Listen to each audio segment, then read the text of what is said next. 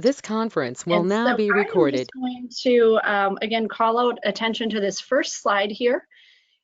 My email address is included. If you have any sort of questions afterwards or want to be connected with someone in your area locally by Microsoft, or even if you want to tweet something out, my Twitter handle is there as well. So if you're someone who likes to tweet, feel free to do so.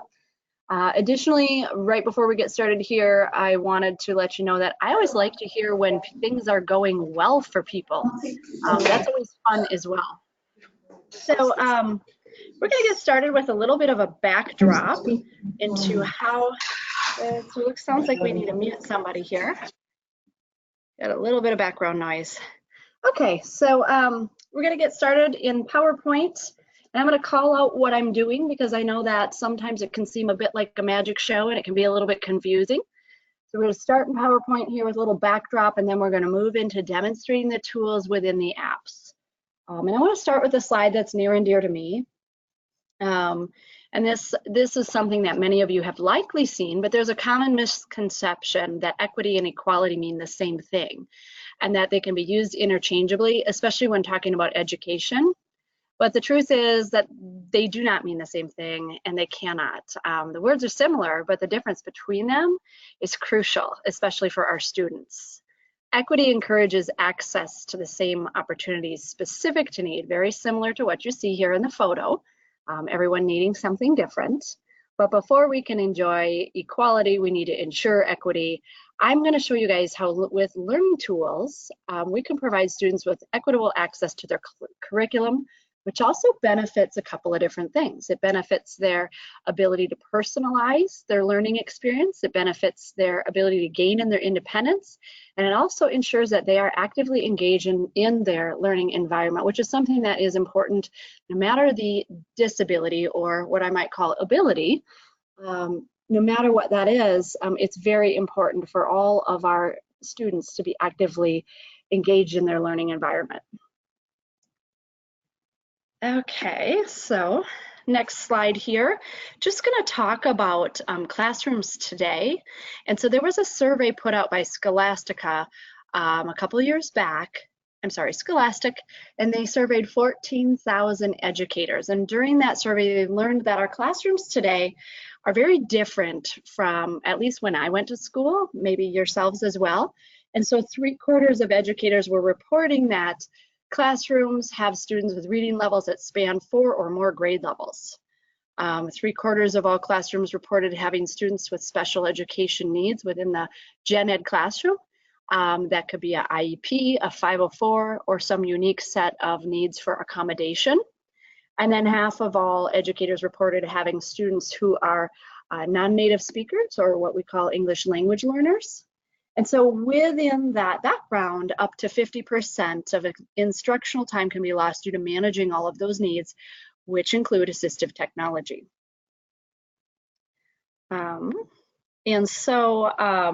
Given that, I also want to talk about Microsoft a little bit and about accessibility. About 1 billion people globally require some level of assistive technology. It benefits everyone from people with permanent disabilities, like some of the ones you'll see here in this slide, to those who might have temporary impairments like a broken arm, or even a situational requirement like working hands-free. And if we remember, texting initially started out as something for those oh, they keep muting me. Hard of hearing. So that's something that many of us, I would probably say almost 100% of us use today. Let me adjust some of the mute here. Okay. And so anyway, I want to, those of you that are with us here today, we know that disabilities come in many different forms, both visible and invisible. And we're going to talk about the areas under learning here, and more specifically, dyslexia, dysgraphia, dyscalculia, ADHD, and how when you design inclusively, it can help all people, not just those with impairments. And I want to make a point about Microsoft in the education space.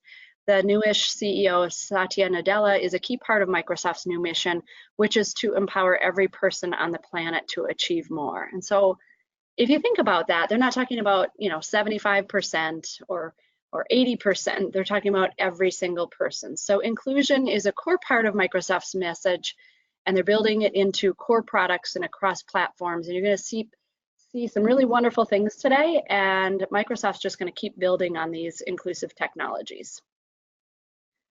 Okay, so moving along, I want to give you the information about the backdrop and how these very specific tools we're going to talk about today were created. So in 2015, Microsoft had their global hackathon, and this is something where for 1 week out of the year, anyone in the company can work with anyone they like and work on any technology they like for a week. So back in 2015, reading, font, accessibility, and education experts came together to look at the latest science, technology, and research on dyslexia. Specifically chose dyslexia because it impacts such a significant percent of the population's ability to read printed word.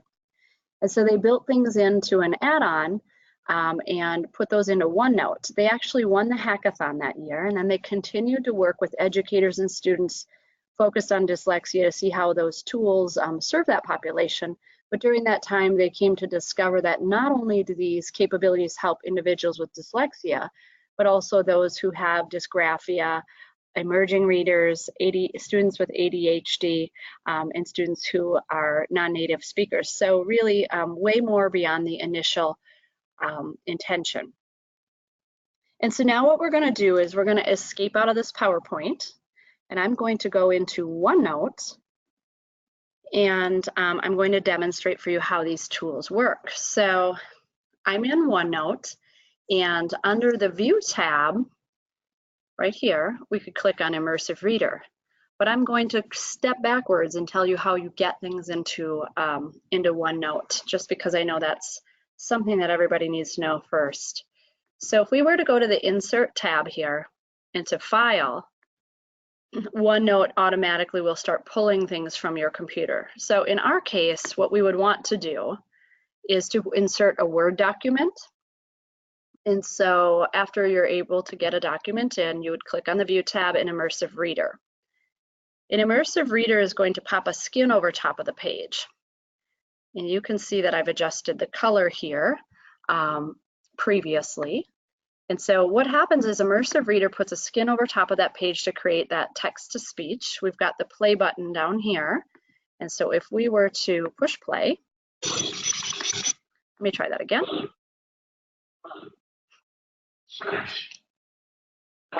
Okay, so we've got our text-to-speech feature. We've also got our voice speed and voice selection over here.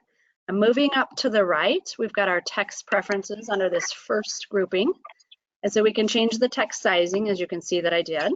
We can also click on the spacing because oftentimes students like to have a little bit of space in there. If you're someone who has eye strain or struggles with reading, a little bit of space helps.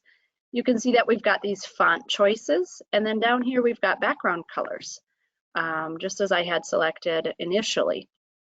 And so these were created off the initial Erlen overlays for a very small percentage of the population that struggles with something called convergence insufficiency. Whether it be something like convergence or simply someone who has low vision or someone who has eye strain, or maybe you just don't prefer to read black text on white. You've got all of these options here to customize how you'd like to consume your content, which I think is really great because we can't assume that we all prefer to read content in the same manner. So under our grammar options, which is this middle button here, we've got syllableification, so we can have our words broken into syllables all the while it's highlighting and reading the text. We can highlight our parts of speech. So this is really handy for my son who's in middle school right now. You can also have those labels shown above, and you'll notice that you can change the colors because, again, depending on what you might have chosen for a background color, you don't want it to completely conflict with that or not show up at all. So we're going to turn those off here. There's a couple of those, and we're moving over to our reading preferences. So under this book, we have reading preferences, And the first step is something called line focus mode. This was created off of, based on those original reading rulers that many of us probably experienced when we were learning to read in school. And so we can choose what level of content we like to focus on at one time with just a click of a button. And then one of my favorite features is called Picture Dictionary. This is done in conjunction with Boardmaker. They make a lot of the visual images for people that have speech and communication disorders. And so again, just clicking on a word to help create meaning and give a visual image. And they add more stuff every time I'm on here, so it's always neat to continue clicking. And then lastly, something that just came out this past spring was Translate. So we can change our document with a click of a button to another language, and let's just maybe pick Spanish because that happens to be a very common one for us. And so with a click of a button, we can change that language in either just a word or the entire document. So I chose document. And so here we go. And so then it'll also read in Spanish for us. You can hear that it has a nice accent even. So Picture Dictionary also follows. I'm sorry, I don't speak Spanish, so I'm just randomly clicking here. So Picture Dictionary also follows in that language. And then as you see at the top up here, we can toggle between both the original and then the Spanish version. So you can hear in both of those. So this is one of the features that I really love this feature, or both of these features under the reading preferences. So in a nutshell, I have just covered what the Immersive Reader offers you in OneNote Notebook. This is OneNote's desktop version. This is on a Microsoft compatible computer. And if you do not have a Microsoft computer, you have like a Mac, or you're using an iPad or even a Chromebook, you would want to use OneNote online version. And all of these features look exactly the same in the online version, and you'll find them under the same tabs. And so I'm going to go out of OneNote here, and I'm going to pop up Edge browser. And I'm going to show you in Edge how we can use these features as well. So most people are more familiar with Word, and these tools and features are also available in Word online. So I've got Word Online popped up here under our Edge browser, and I'm going to show you where to find the features. So we're going to go again under the View tab, similar to what you learned in OneNote, and then right over here to Immersive Reader. And the other thing I want to show you is that we currently have this set up to read up to, I think, about 65 different languages. So we're going to look at here how it reads different languages.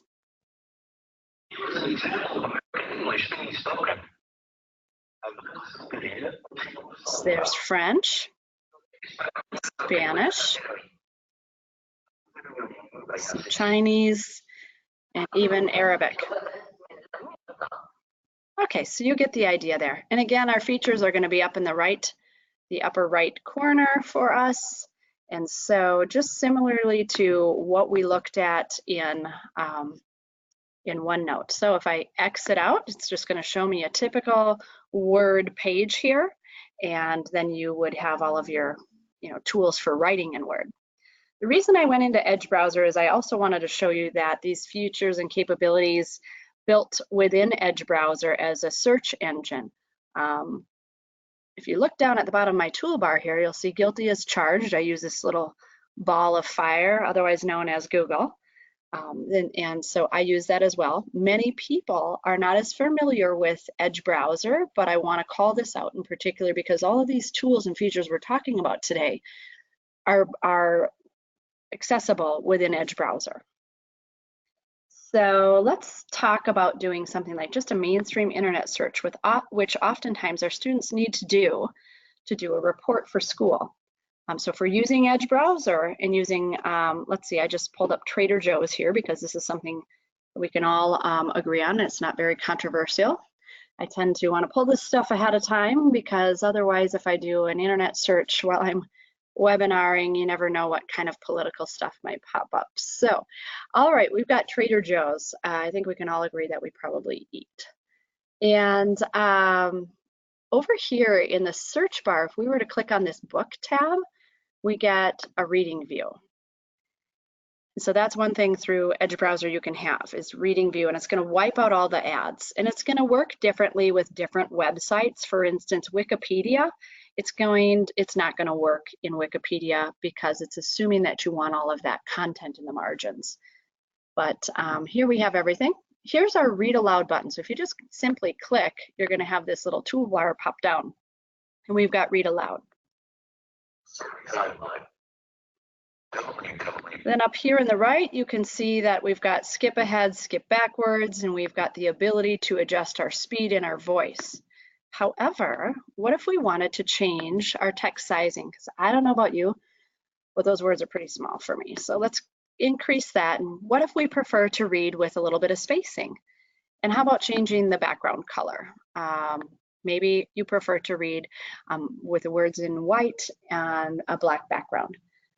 And then lastly, we can also, again, mainstream internet, we can use the grammar tools, so we can highlight parts of words and we can break our words into syllables. All right there built in under Edge browser. So pretty amazing.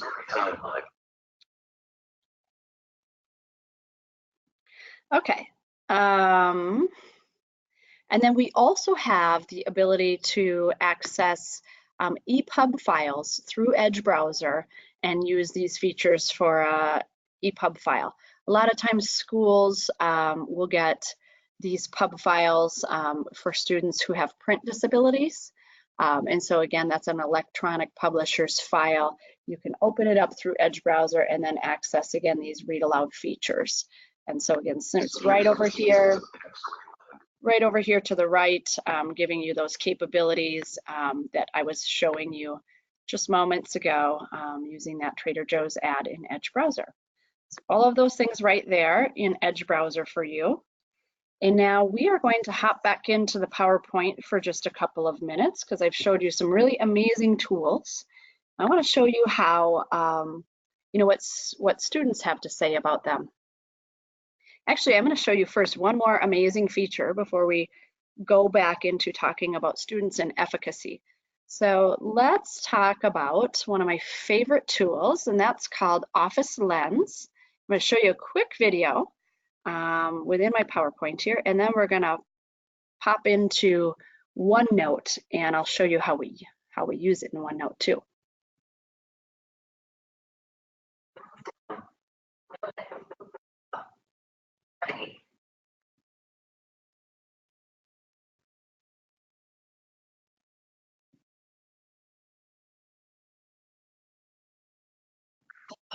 Image. Immersive Reader. Button. Scanning text. Okay, so sorry for the delay there. I clicked on something and it stopped. So you can see that Office Lens is a tool that scans a document and runs OCR on it and enables people that text-to-speech again. So think about our middle school, high school, even college students or adults who have that need to quickly and easily be able to have a document read or create that accessibility. So you can use any phone or iPhone or Android and download Office Lens on it for free and have these capabilities right there built in. I'm going to go back to what it looks like. So this is what Office Lens looks like. It's orange, and you'll see that little camera aperture ring there.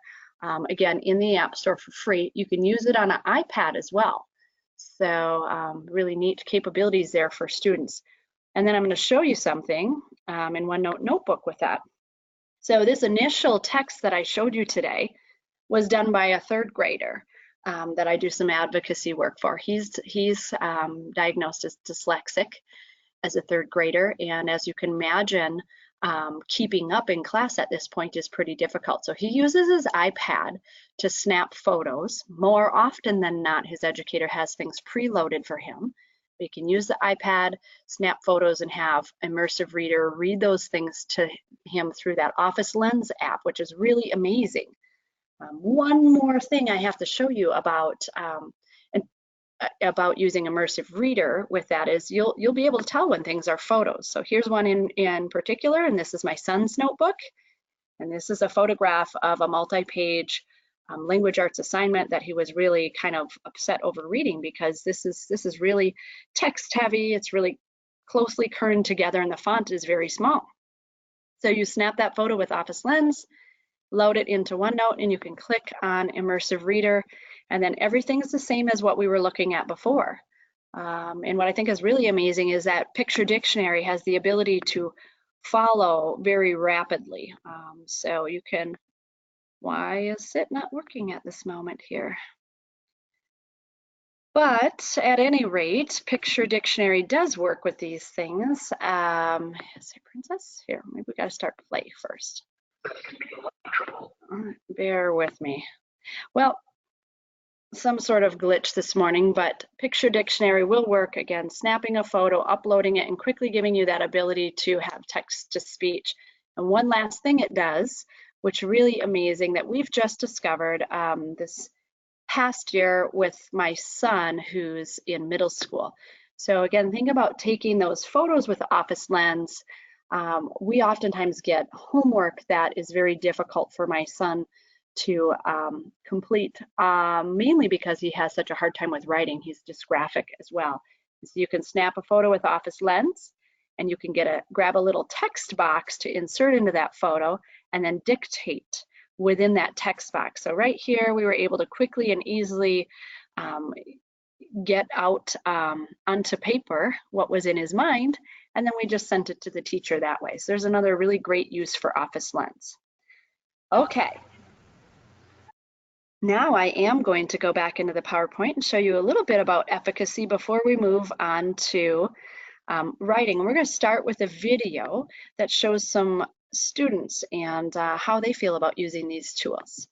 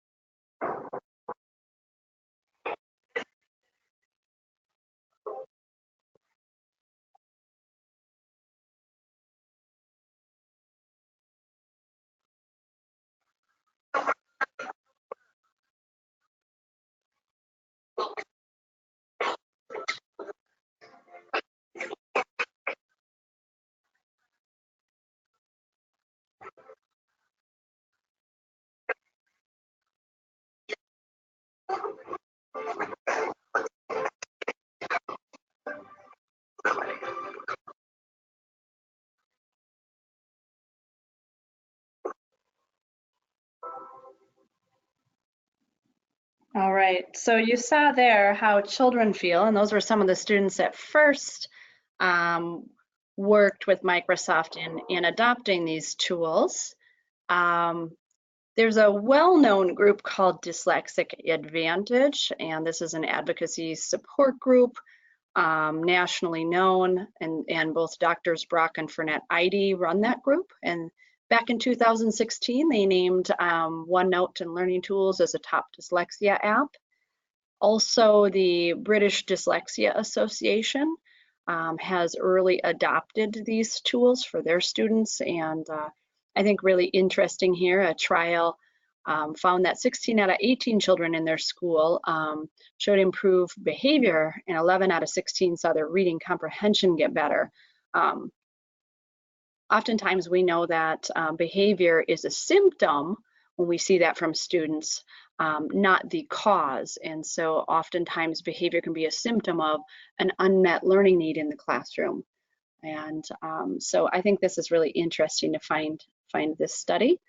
And then this photo here is a special education class. The lady with the blue cardigan here, her name is Lauren Pittman, and I have had the pleasure of working with her. She's just a wonderful lady, and she's shown some really significant gains integrating learning tools with her special education class. And we're just gonna look at those briefly here. And I think it's really important to note that These tools that I'm showing you today are not meant to take place of effective instruction or an effective intervention. They are meant to be integrated as a support tool and something to use in addition. So we're looking at student number 4 here. Their IEP yearly goal was 60 words per minute, and the result after, again, integrating learning tools was 90 words a minute achieved. So that's some pretty significant growth there for that student. And then here we'll just grab another student here, and student number 3, 33 words per minute to 70 words a minute was the annual goal, but their end result was 84 words per minute. So they surpassed their goal quite significantly by the end of the school year. And again, think that's really amazing progress to have when you can integrate these tools. There are, again, not just for students who have struggles, but also first grade emerging students are using learning tools and showing some significant gains. And I think another thing to call out that's really important is when we use tools and assistive technology in the classroom, and we use those and introduce those in a way that anyone can use them for any reason, we really go a long way in creating an environment that's non-stigmatizing, so that when the students who really come to need and depend on those tools use those, they don't feel like they're sticking out. So I think it's really important that we make sure that kids equally have access to exploring different ways. It is still something that whether you're sight reading or ear reading, you still have to comprehend. And so it's still reading. This slide here is a third-party research study with RTI. I'm not sure how many of you guys are familiar with them, but Microsoft did a study, and it was over the course of 6 weeks. And this link here has the 30-page deep dive report, but over the course of 6 weeks, 4th graders, 6th to 8th graders, and 10th to 12th grade students were studied and participated, and they saw their reading comprehension scores improve, their writing improved, and their non-cognitive processes also improved. So this is really amazing to learn these things for the benefits of students. Okay, we're gonna move on to, right now, I'm going to talk about the things that I covered so we can just have a visual review. We looked at OneNote Desktop. I discussed OneNote Online for those who have maybe Mac, iPad, or other types of computers and using the online. I did not show you Outlook Online because I'm not brave enough to open my inbox in front of everyone. We looked at Word Online through Edge browser. We will talk about Word Desktop features in just a minute when we talk about writing. And then we discussed Edge browser and Windows, available in Windows 10. And so this slide here is our, we affectionately call this the Learning Tools periodic chart of availability. So you can see what features you have in different areas and across different platforms. Also note that it's fully available in Flipgrid for any of you guys who use Flipgrid. Immersive Reader is available as a service there. So you'll want to check that out. Okay, before we go into discussing writing and featuring that, we are doing amazing tracking along here. So I would like to take a look at the chat and see if anybody has questions. So we'll just give about 5 minutes here to see if anyone wants to type a question into the chat window and have that answered. Oh, I'm sorry, it looks like I see here someone typed a message to me that our audio wasn't coming through very well. I apologize for that. Shoot. It's like I need someone to tap me on the shoulder specifically when I'm in the middle of presenting. Does anyone have any questions on the reading tools that you've seen so far before we move on into writing?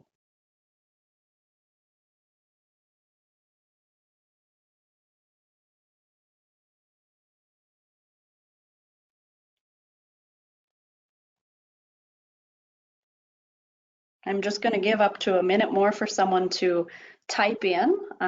Just want to make sure that we have those option to answer some things.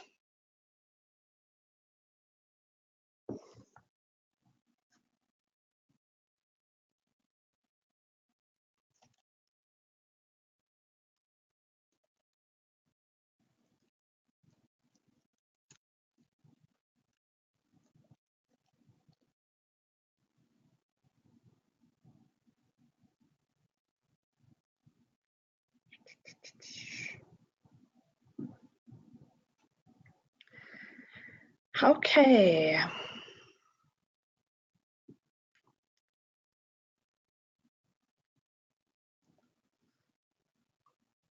So Rachel, I'm assuming you're Yes. getting some questions because I can't see the chat on my box, so I Okay. can't help you there. Is this Beth speaking? Yes, it's Beth. Okay. So I don't see any questions yet. But we had one time before where people needed to be given the ability to, so let me just make sure that that's something that Erica can check. I think some of them need to allow chat. So we'll have time then, I'll move on to writing, but Erica, if you want to take a check and see if you can allow people the ability to chat and click on that. I seem to remember this was an issue when everyone gets muted, they also don't have the ability to chat. So it would be odd to have this many people online and not have questions. So I'll just move on with writing while that piece is fixed, and then we'll be able to have more question time at the end. Okay, so we're going to talk about writing for a couple minutes, and we're going to do both, again, PowerPoint and then demonstrating in the apps. So in PowerPoint right now, I've got a pretty visceral photo for you guys of some students that look totally excited to be writing. Honestly, this is probably what it's like for a lot of kids who have learning differences and struggle with reading and writing. I know this is the case for my son quite frequently, and I as a parent, just dread when there are writing assignments at times.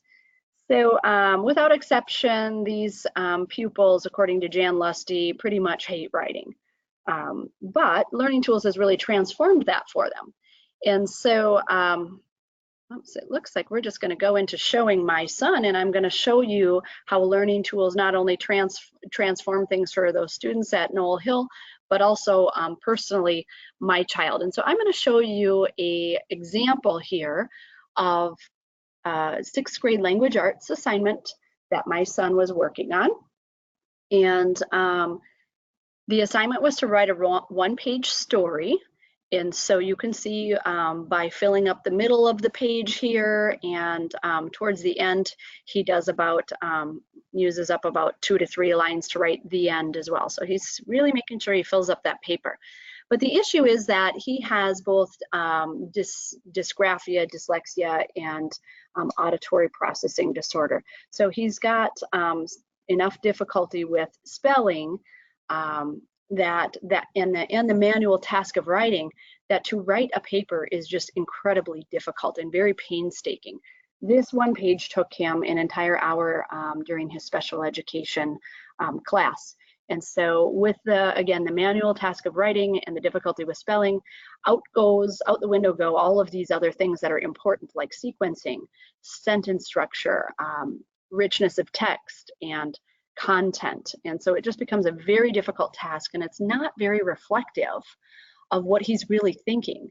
Whether, so if you sit down and ask him what the story is, he can articulate it completely and paint a beautiful picture if he's talking. But then again, we get to the writing and it's different. So this is what he came up with on his own when I introduced dictation to him. And this actually only took him about 10 minutes start to finish, including the editing piece. And so because he didn't have to worry about the manual task of writing, spelling, that was able to free up his brain space to create content. And he was able to articulate his thoughts sequentially by using dictate, and then also using the Read Aloud feature enabled him to toggle back and forth between the two to add in any things that he felt like he missed. So, for For instance, when he was doing this first sentence, Big Mackie D, I recall he went back and added in the alien time traveler, whereas in the former, he's got this kind of Big Mackie D and time machine, and he doesn't have a lot of detail, and the sequence is slightly a little bit off from what he wanted.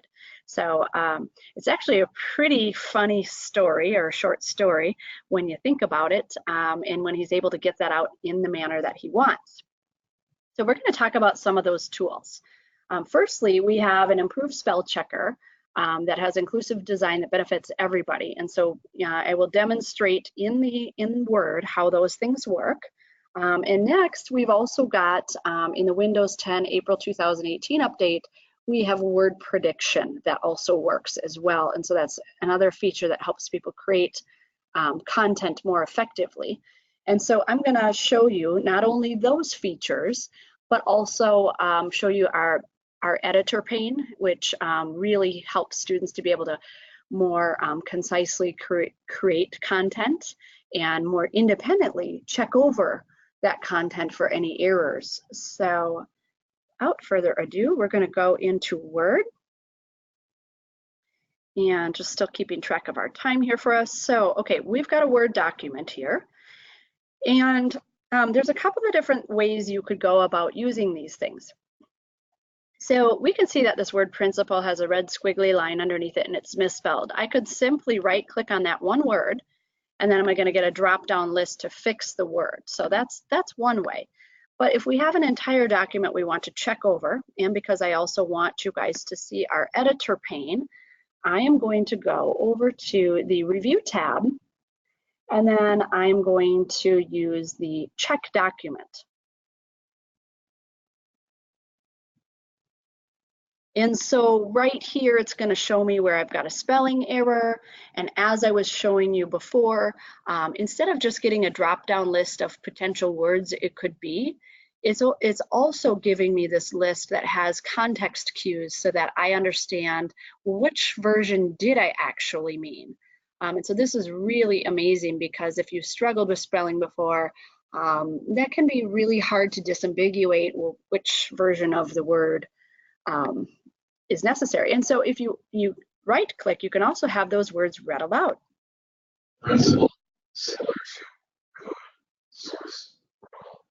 Okay, so we just corrected the spelling. It's showing that we've got 2 grammar issues, and so you just keep clicking and it keeps walking you through.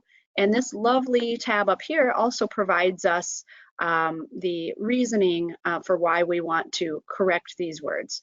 So this will keep walking you through that document and helping you to correct if you just kind of keep doing the arrowing and maybe listening to the suggestions. And then down here, it also picks one up for clarity and conciseness and suggests what we could use instead. So I think the editor pane and those features are amazing things to call out in correcting a document. I'm going to show you dictation, because that was the feature that was enabling us to more effectively write. And so dictation is a download. So you can see I've got it up here in my ribbon, but you first need to download it. And that download is dictate.ms. Again, dictate.ms, and I'm going to go ahead and make sure it's in the chat window for you guys. I know that it can sometimes be hard to hear, so let's just make sure I include that. So that's a download, and you just quickly and easily download that, and then you probably want to restart. Okay, so I'm going to show you how effectively dictation works. Using Microsoft Word dictation. I used to subscribe to other methods of dictation. I'm a user. I use these features and tools every single day for my life and couldn't imagine going without.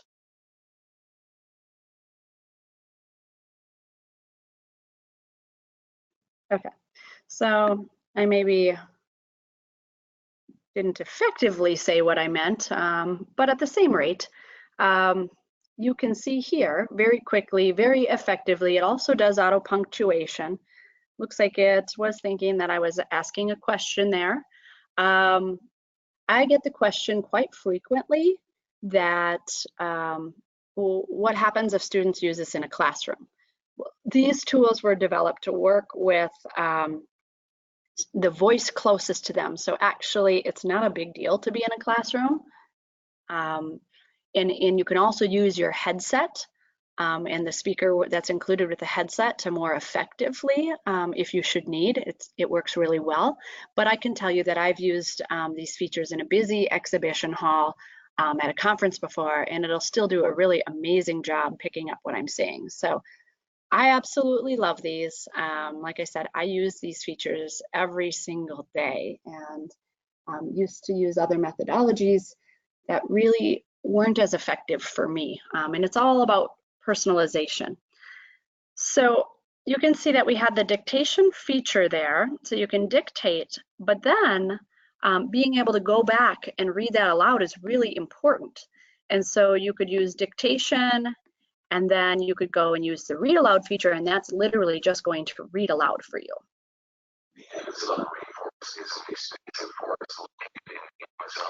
You'll see over here at the right, I can play, I can skip forward, I can skip backwards, and I can change the speed or the voice selection. And so that's the very basic read aloud feature that you can use, again, to toggle back and forth between dictating and having that read aloud to you.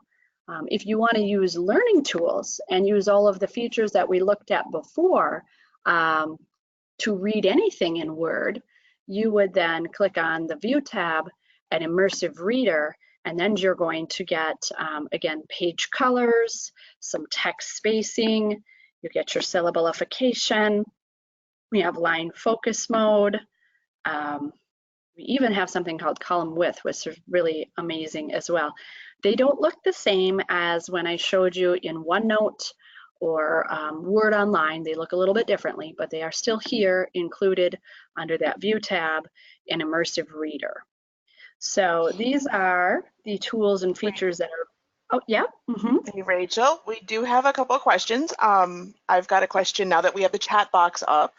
I will take those in just literally 2 minutes. I'm just going to wrap this up, and I'm so glad to hear that we've got some questions coming in, because we'll have almost 15 minutes for questions. So I'm going to show you guys one last feature here in Word that I think is really important, and not really knowing the audience here today, and whether we're made up mostly of educators or mostly of parents or advocates, I still think this is important for every single person to know, is that in increasing accessibility and considering others, under the Review tab, we have a really amazing feature I want to call out. And so that is Translator. And oftentimes in my line of work, I also have a nonprofit and wear another hat as an educational advocate. And so oftentimes we have parents and students who are going to IEP meetings or 504 meetings, and they don't have equal access to some of the documents because they are non-native speakers. And so it's really important to ensure that every voice at the table has a place at the table. And so by using Translate, you can think about, and again, doesn't have to be somebody who's going through an IEP or 504 or a non-native speaker, but just thinking again about ensuring that someone who doesn't speak our language natively has access to either, conference material or homework material or any sort of student-parent communication. So with a quick, easy click of a button, we can use Translate right here in Word under the Review tab, and we can translate a section of the document, or we can translate the entire document. And so this little pane pops up off to the side, and we can choose our language. In this case, let's maybe choose German, and we can translate that. But then also remember, we have the ability to have that read aloud. So we could just use that read aloud feature now that it's translated. So just wanted to call that out as a feature that's available for, again, parents, educators, advocates to utilize. Okay, let's just go back into the PowerPoint and wrap up what I have for you, and then we can start with our questions. Okay, so we did our demo. We talked about our new announcements, which are editor and dictation. And let's see. Oh, this is a wonderful bit of feedback from a special education teacher that I frequently get to work with. And she was working with a student with dyslexia who was trying to put together a resume. About 10 minutes in, he felt so defeated because his errors felt like roadblocks. He knew what he wanted to say, but he couldn't get the words close enough and he wanted to give up. The feature editor opened a door for him, allowing him to focus on the content and ideas. The options and synonyms gave him independence to not have to go back and ask or have someone sit by him and coach him through the entire document. And you guys got to see all of that firsthand in a demonstration. So I think you can probably attest to the sense of independence and personalization that can give a student. At the end of my slide deck, I have got all sorts of links for you guys. So link to the Learning Tools study, study with RTI. We've got links to trying out Learning Tools, a couple of different videos, educator training type things. And here's your dictate.ms download. So I'll include all of those in the PowerPoint deck for you guys to be able to access, and I'll send that to Beth and Erica to share out with you guys. And then now we're ready for questions. So let's go ahead with those. And thank you everyone for joining us once again. Okay, so I've got a couple questions over here. Okay. Let's see. Is dictation available in the online version? Is dictation available in the online? Yes. It's also available in OneNote. Okay. Next question is, can the Immersive Reader identify columns in charts and read them accordingly? Can Immersive Reader identify charts? A little bit more information on a chart. I'm not sure. I'm not sure what they mean. So I'm thinking the column labels on a chart, kind of probably in Excel, I would think, but a column on a chart, and then how tall, obviously the marker on the chart. That would be really interesting. So I haven't heard about that personally, but I would encourage someone to give it a try, and I can certainly check into that, but I don't have a way to get that answer back to someone as a privacy thing. This is Beth. We did get some more information about that question, or asking about a table that has titles and then the information in each column. Mm-hmm. That's what they're asking about. Okay. I have not personally tried that, and I don't. So if we do get the ability to send that answer, we can post that answer to the people who have responded to this. So if you can get me that answer, I can get that answer out to everybody else. The next question was, are you going to be sharing slides? And you've answered that already. We'll be sending the replay and slides.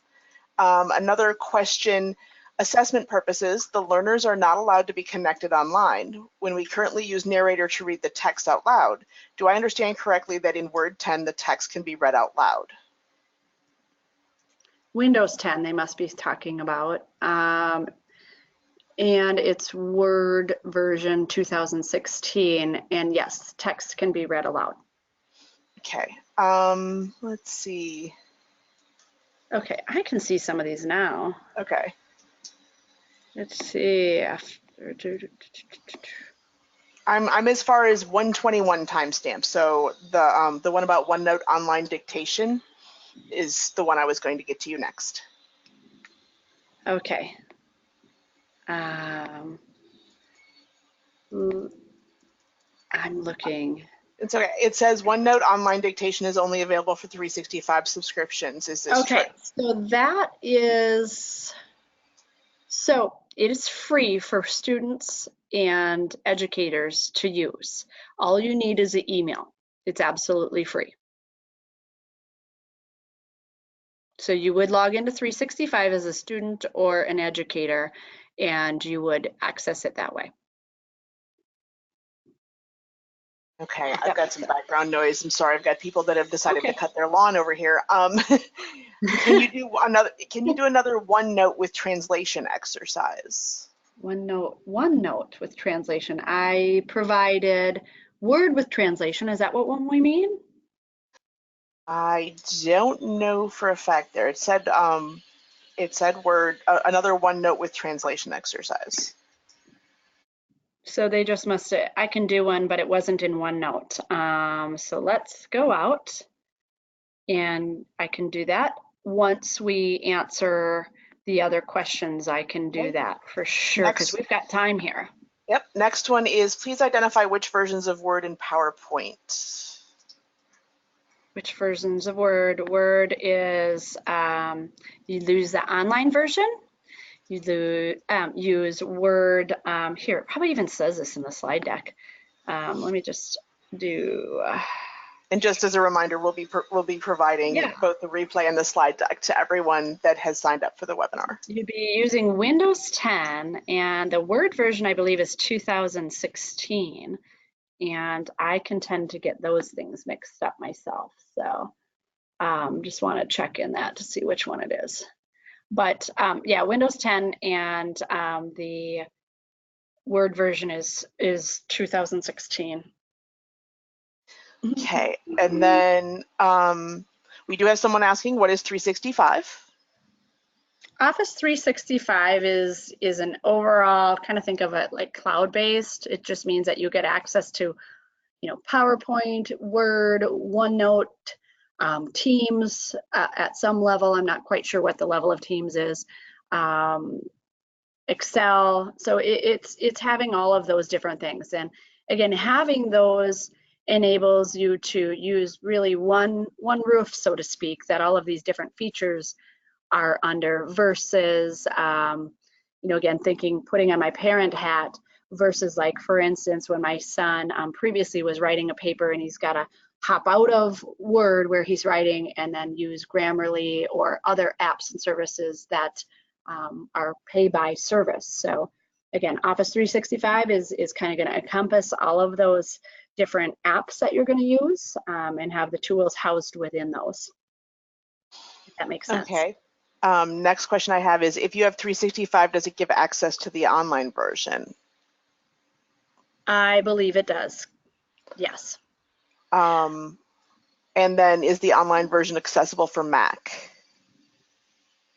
Online version is it is for Macs and iPads and those types of things. Okay, next question is, just checking, if my school does not yet have 365 yet, my learners cannot use Word to read their text out loud. They can, they'll use the free online version, and you would ask your school's technology person to open up accessibility. You would go in and create a 365 account as an educator or for that student in particular, but you'd ask the district person to give you access, because a lot of times what they do is they'll kind of firewall different things if it's a school computer. So you'll go through that way and you'll get an online version. And this is exactly what my son previously did, because they're a Google Chromebook school and he wanted to access these tools. Okay, So going back to the translate, little clarification was, I thought you could do either OneNote or Word with translate. Yep. So I have that pulled up. I'm going to say just one thing, given the different questions we have, especially asking about Office 365 and about, how to get these things on a school computer.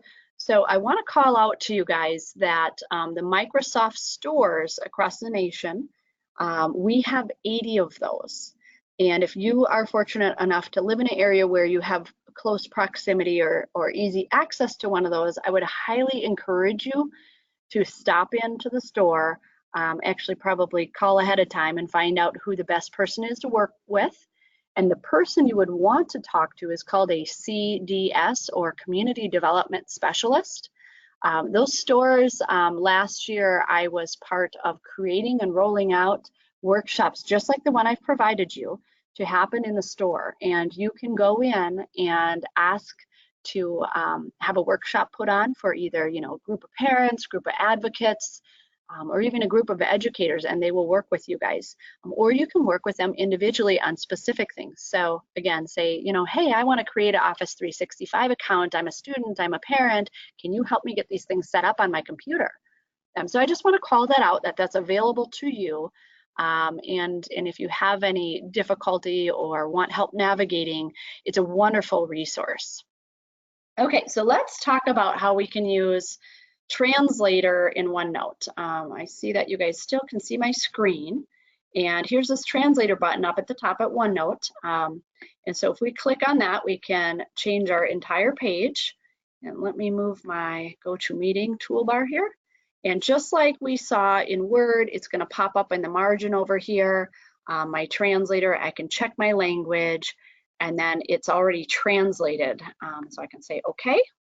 And then my document is translated right here in OneNote notebook to the language of my choice. And then again, you know, you have the ability to use those, that Immersive Reader function. So here we are, and we can just click on that. And now we can read it. So you've got a couple of different ways to using translating things within OneNote and using Immersive Reader. So whether you just straight up click on Immersive Reader and translate it in Immersive Reader under the book, the reading preferences right here, or whether you use the translator button in the top of the ribbon up here, those are your options built within OneNote Notebook.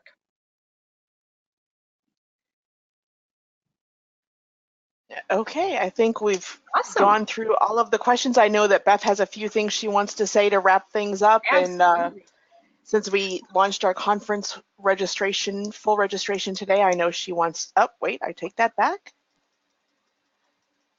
Yes, I'm here. Okay. Yeah, I want to thank you, Rachel. Yeah, we did a much better job today. Well, it was awesome information both times. I know I really enjoyed learning what you had to share, and I'm sure that everybody on this webinar has as well. I wanted to let everybody know that LDA is going to be offering more webinars on selected Wednesdays in October for Learning Disabilities Month. We're going to come out with a calendar that's going to have 31 days of activities and information for everyone to share and learn from. So look for more information in an email if you've signed up for our newsletters, or you can go onto our LDA Facebook page.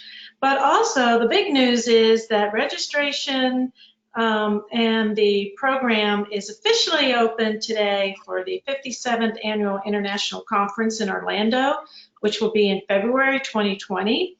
So go to ldaamerica.org /conference, and you will find all the information that you need to know.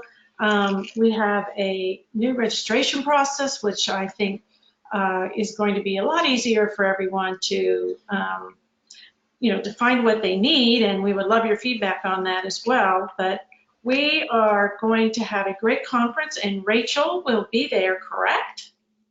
I'll be there. Yes, I can't wait to go to Orlando. Orlando in February is great for someone who lives in Minneapolis. Right. So if these questions weren't answered today, and you can't find your answer at the store or anywhere else, come to Orlando in February, and you can talk to Rachel then in the exhibit hall, and I'm sure she will set you up with everything that you need for yourself, for your students.